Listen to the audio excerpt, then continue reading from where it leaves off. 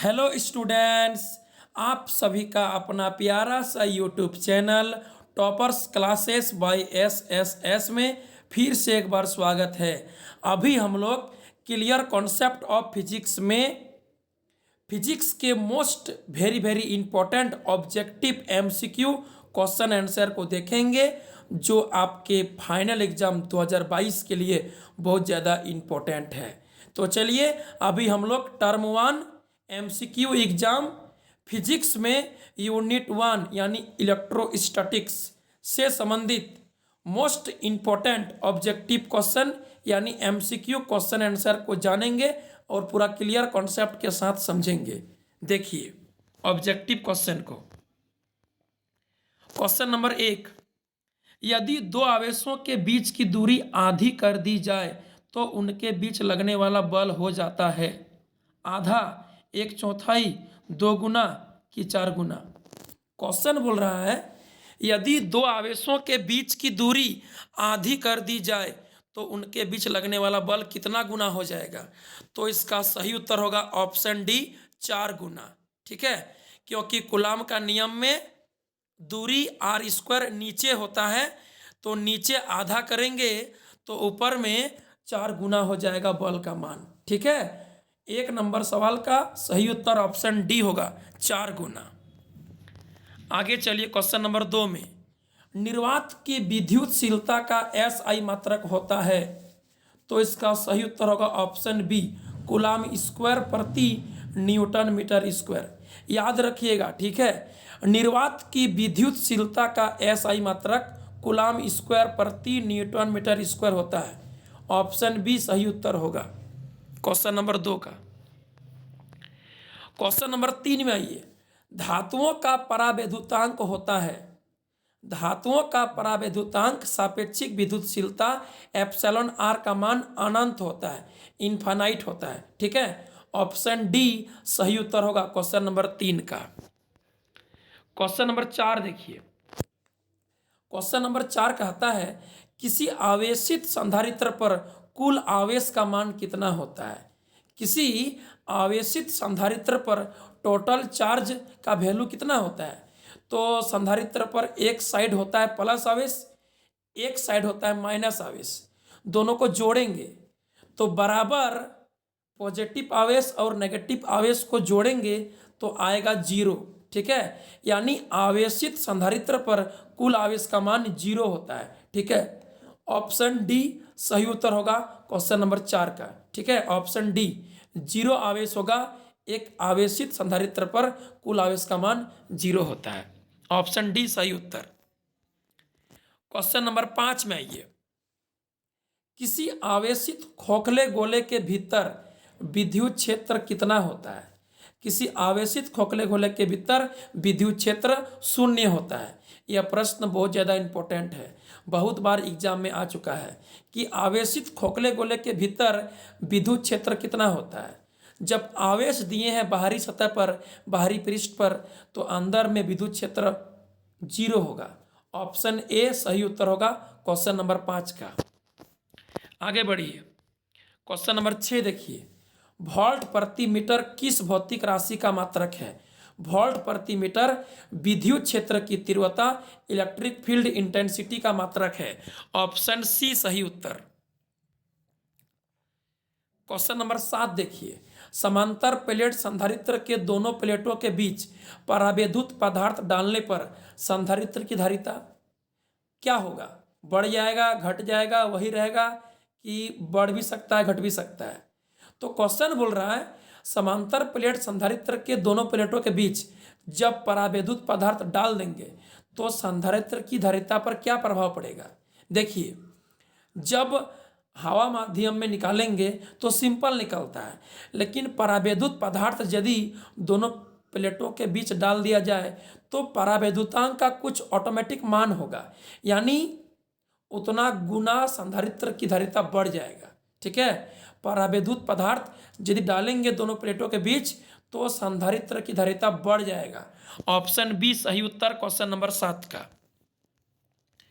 Question number 8 देखिए, इनमें से कौन सा विद्युत विभव का मात्रक नहीं है।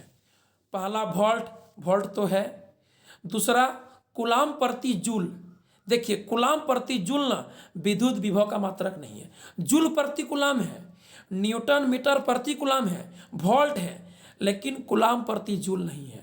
ऑप्शन बी कूलाम प्रति जूल विद्युत विभव का मात्रक नहीं है। ठीक है, चलिए क्वेश्चन नंबर 9 देखिए, एक संधारित्र की धारिता निर्भर नहीं करती है। पहला प्लेटों की आकृति पर, दूसरा प्लेटों के क्षेत्रफल पर, तीसरा प्लेटों के आवेश पर, चौथा प्लेटों के बीच अंतराल पर। तो संधारित्र की धारिता प्लेटों के बीच अंतराल पर डिपेंड करता है, प्लेट का क्षेत्रफल आकृति आकार पर डिपेंड करता है, लेकिन प्लेटों के आवेश पर डिपेंड नहीं करता है। ठीक है, याद रखिएगा 9 नंबर क्वेश्चन का सही उत्तर होगा ऑप्शन सी, प्लेटों के आवेश पर एक संधारित्र की धारिता डिपेंड नहीं करता है। चलो आगे बढ़ो, क्वेश्चन नंबर 10, किसी वस्तु को आवेशित करने पर उसकी मात्रा यानी द्रव्यमान क्या होगा?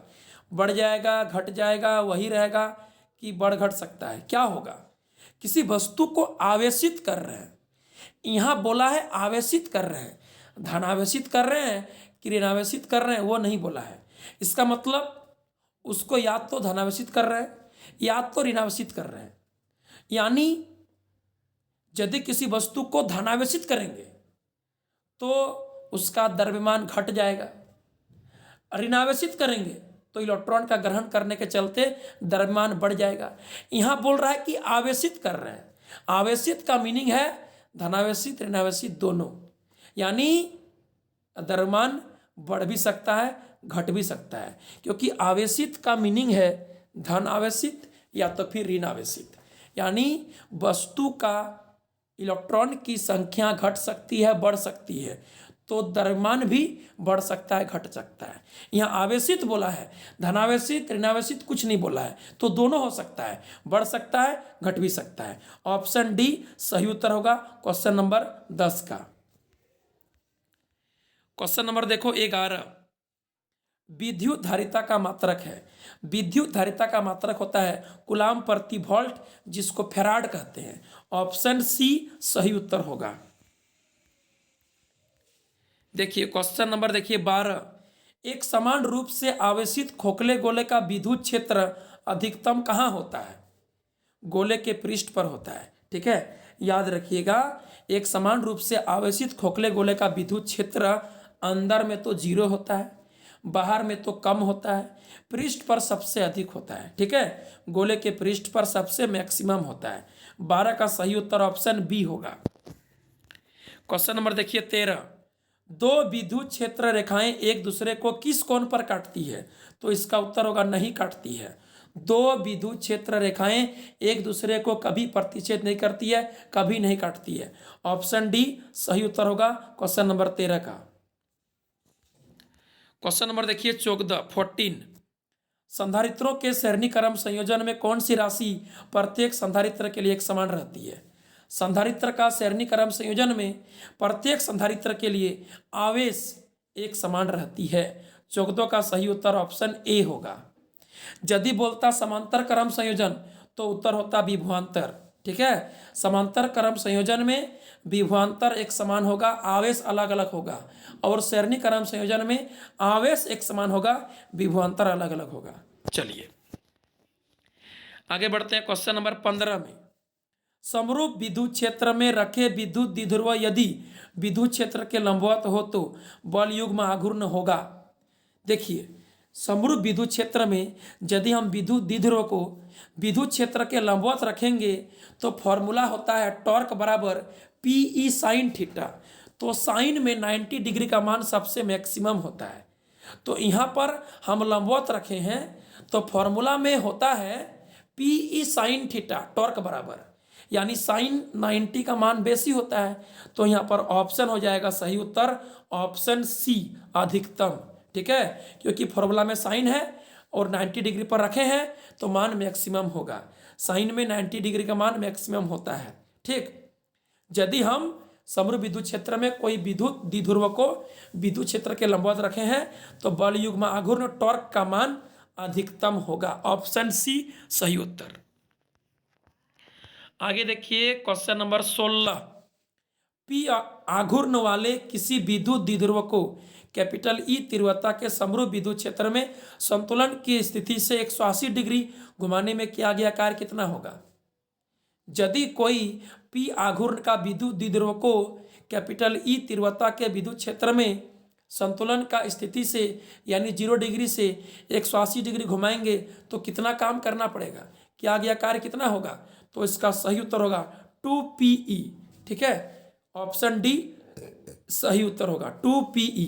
याद रखिएगा, यदि संतुलन की स्थिति से 90 डिग्री घुमाएंगे तो आंसर होगा PE, लेकिन संतुलन की स्थिति से 0 डिग्री से 180 डिग्री घुमाएंगे तो आंसर होगा 2PE। ठीक है, 16 का सही उत्तर यहाँ पर होगा ऑप्शन डी।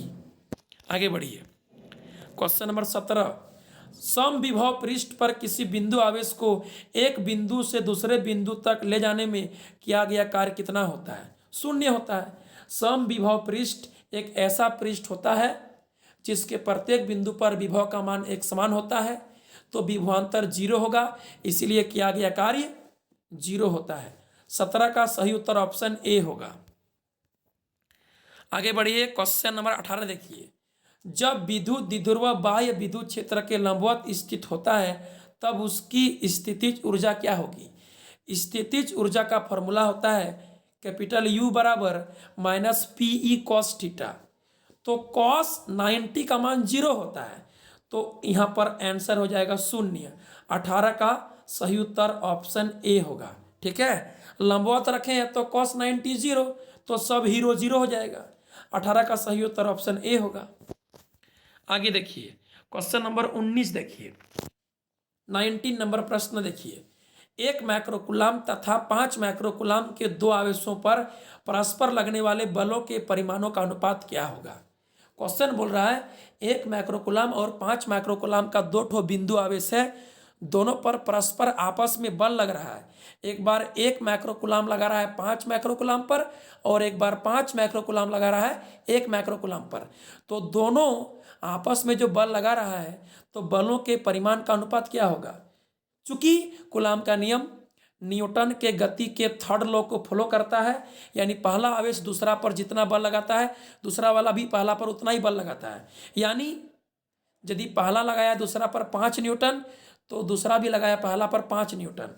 5/5 अनुपात करेंगे तो 1/1 आएगा, यानी 19 का सही उत्तर ऑप्शन सी होगा।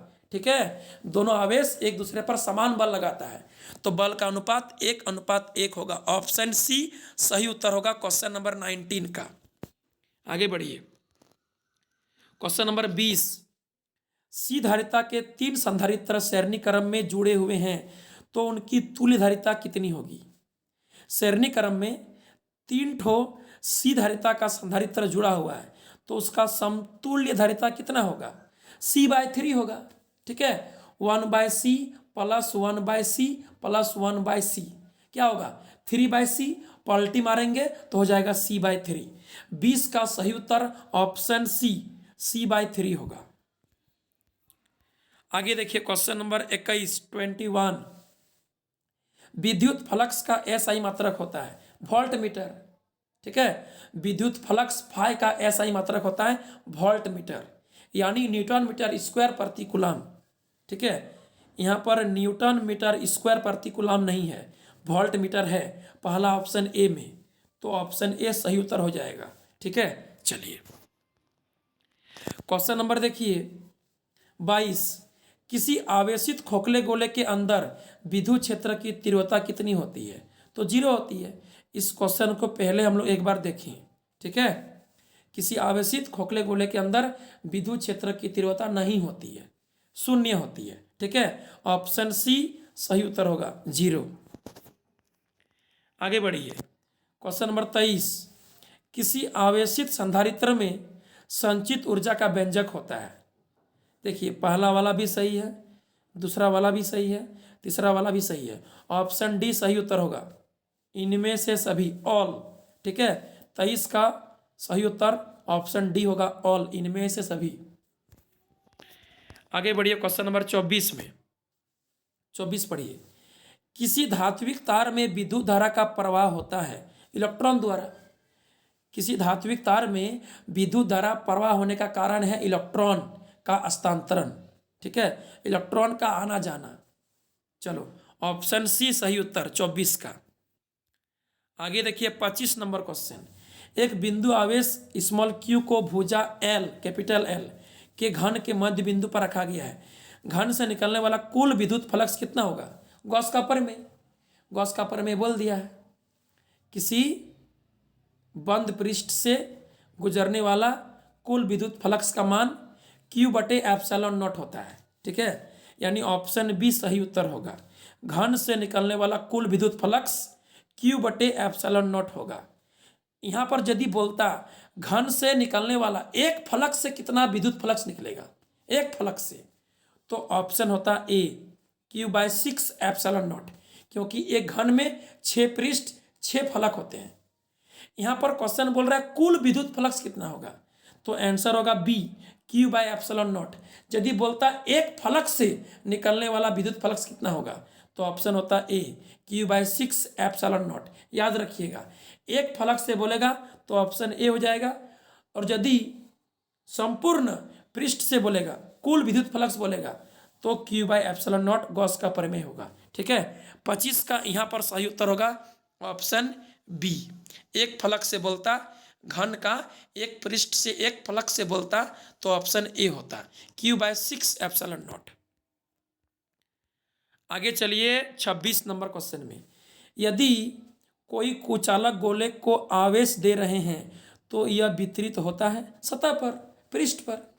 यदि कुचालक गोले को आवेश दिया जाता है तो यह वितरित होता है सतह पर, पृष्ठ पर, ठीक है, ऑप्शन ए सही उत्तर 26 का। आगे देखिए क्वेश्चन नंबर 27। विद्युत स्थितिज ऊर्जा का एसआई मात्रक क्या होगा? जूल। ऊर्जा का मात्रक जूल ही होगा, चाहे वह स्थितिज ऊर्जा हो, चाहे गतिज ऊर्जा हो, चाहे आंतरिक ऊर्जा हो, ठीक है, चाहे कार्य हो, किया गया कार्य ही ऊर्जा में कन्वर्ट होता है। मात्रक जूल होगा, न्यूटन मीटर होगा, ठीक है, ऑप्शन ए सही उत्तर 27 का। आगे बढ़िए 28। यदि धन आवेश से किसी बिंदु की दूरी बढ़ जाती है तो उस बिंदु पर विभव का मान घट जाता है।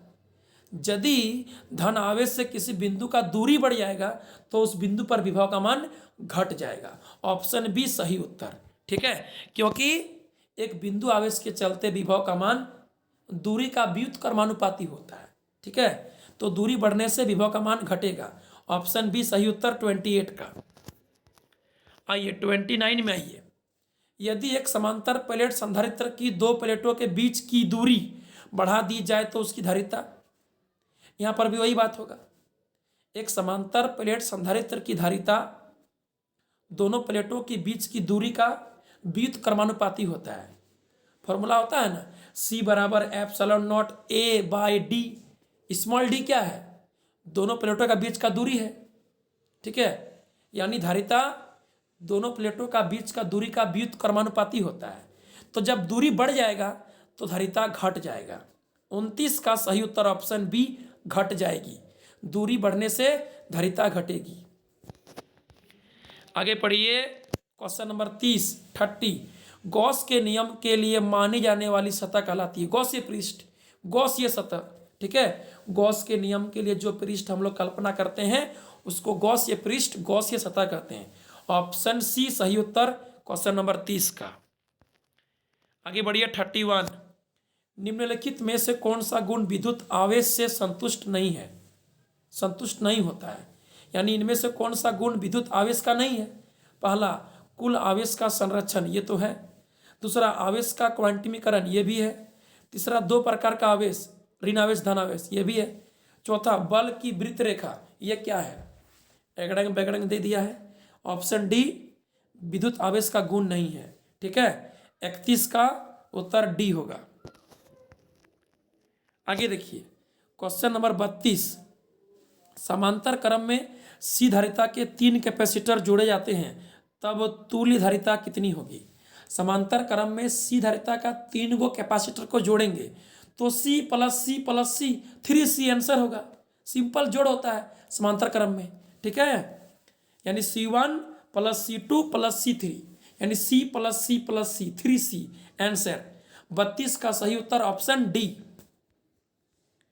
आगे बढ़िए क्वेश्चन नंबर 33 में।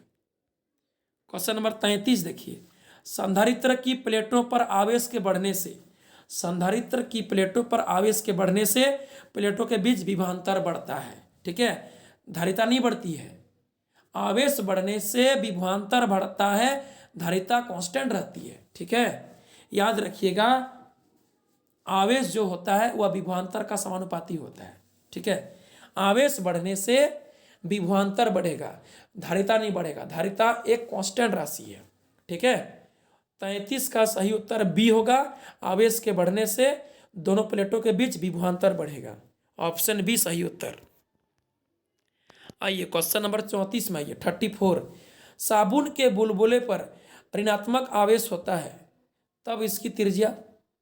यदि साबुन का बुलबुला पर नेगेटिव आवेश दे देंगे, नेगेटिव आवेश है, तो इसका त्रिज्या बढ़ जाएगा, क्योंकि उस पर इलेक्ट्रॉन बढ़ेगा, उसका द्रव्यमान बढ़ेगा, तो ऑटोमेटिक उसका त्रिज्या बढ़ जाएगा, फैल जाएगा।